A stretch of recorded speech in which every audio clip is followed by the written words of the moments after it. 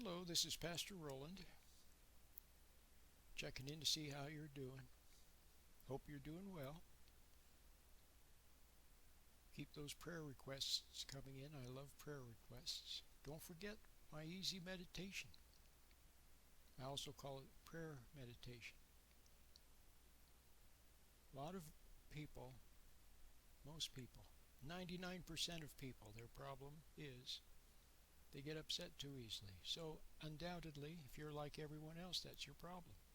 You don't realize just how upset, just how reactive you are, but you really are. Okay? Little things irritate you, make you angry, make you nervous, upset you, worry you, bother you. See what I mean? The accumulation of all those things becomes stress. Okay? So the meditation is helpful.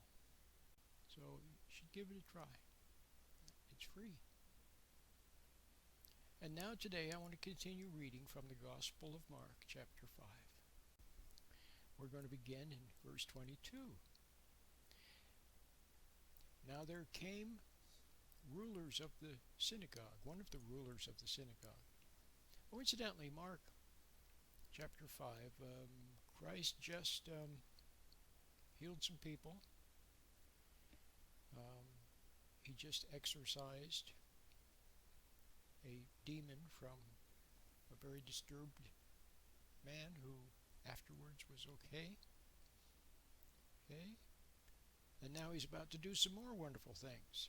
And amidst all of that, in the process, he also had a whole bunch of people around that he taught, that he lectured to. Okay.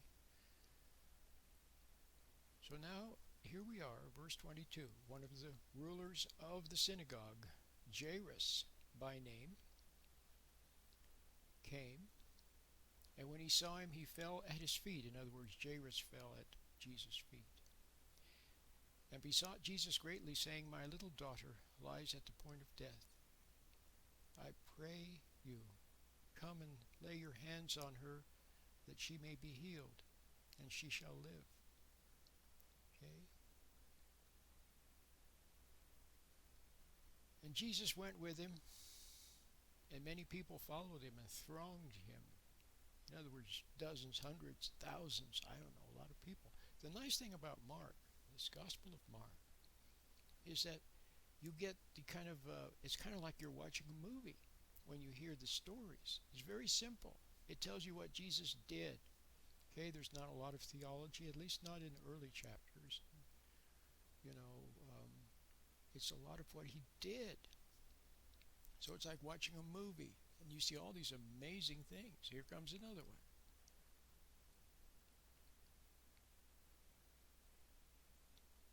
And Jesus went with him, and many people followed him and thronged him. Okay?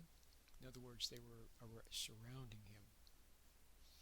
And a certain woman, which had an issue of blood 12 years, and had suffered many things of many physicians, and had spent all that she had, and was nothing bettered, but rather grew worse. In other words, she said she tried everything and nothing worked. For 12 years she's had this issue. And when she heard of Jesus, came into the press of people behind and touched his garment. For she said, If I may touch but his clothes, I shall be whole. And straightway the fountain of her blood was dried up, and she felt in her body that she was healed of that plague.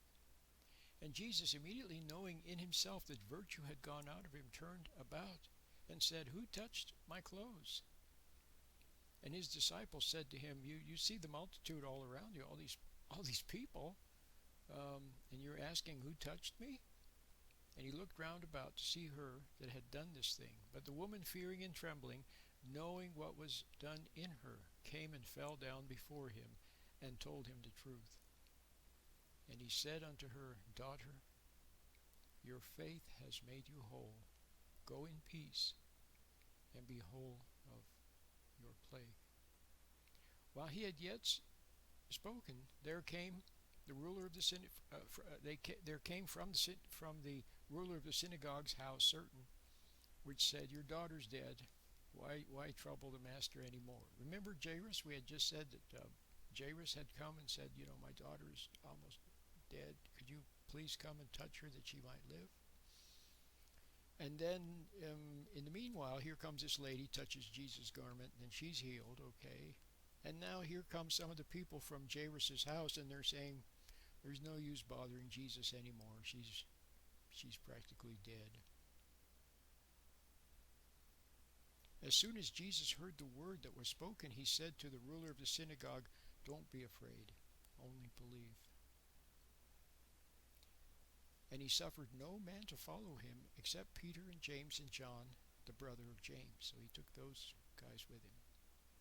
And he came to the house of the ruler of the synagogue, and seeing the tumult, and them that wept and wailed greatly, and when he was come in, he said unto them, "Why do you make this big ado, and weep? She's not dead, she's just sleeping." And they laughed him to scorn. But when he had put them all out, in other words, he shooed them out of the house, "Get out of here. Go on, get out." And them that were with him, he took the disciples that were with him and entered in where the young lady was lying. And he took the young lady by the hand and said to her, "Talitha cumi," which is, being interpreted, "Young lady, arise." And straightway the young lady arose and walked, for she was of the age of 12 years. And they were astonished with great astonishment. Okay, and he told them, he said, "Don't tell anybody about this. Give her something to, but he commanded them to give her something to eat. Okay, that was Mark 5, verse 22 to 43. Just amazing, absolutely amazing, these stories. Okay, so you see how important belief is? Okay, why is belief so important? Okay, because in other words, it's not doubt. See, what was the original sin in the Garden of Eden? It was doubting. See, Adam doubted God. He doubted and disobeyed God, but he doubted God. Remember? God said, eat any of the fruit in this garden, but don't eat of the tree of the knowledge of good and evil, because if you do, in that day you will surely die. See, that's pretty clear, isn't it? But then the serpent came along and said, did God really say that? And Adam doubted God. See, if he had really, really remembered and believed what God had said, he'd never, see what I mean? So that's the serpent, doubt. Okay, and that doubt has been the bugaboo of the bête noire. Okay, the Achilles heel, along with resentment and anger, of the human race ever since. Doubt, we doubt. See, you doubt what you know in your heart, don't you? Like, how many times have you kind of secretly known, well, I shouldn't do that. I shouldn't spend that money. Shouldn't go with that person. See, you know in your heart, but you doubt it. Then you go ahead and, buy the thing. Then later on you could kick yourself. What did I do that for? See, we doubt. So not doubting is very important. So belief is not doubting. See, look at it that way. Belief is, see, a lot of people think that belief is drumming up a lot of emotion. Well, emotion is just a compensation. It's just an animal thing anyway, just animal emotion. You don't need emotion. Just don't doubt. Okay? See? Faith or belief is not doubting. See how that works? That's a lot easier, is it, than thinking, well, to believe I have to drum up all these emotions and I have to make all these affirmations. See, but no, you don't have to do that. Just don't doubt. Okay. All right. And in your mind, doubt thoughts will always be there. So what do? Just ignore them.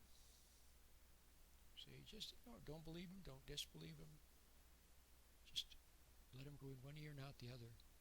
Pay them no mind. Okay. So, I hope you enjoy this little reading from the Gospel of Mark.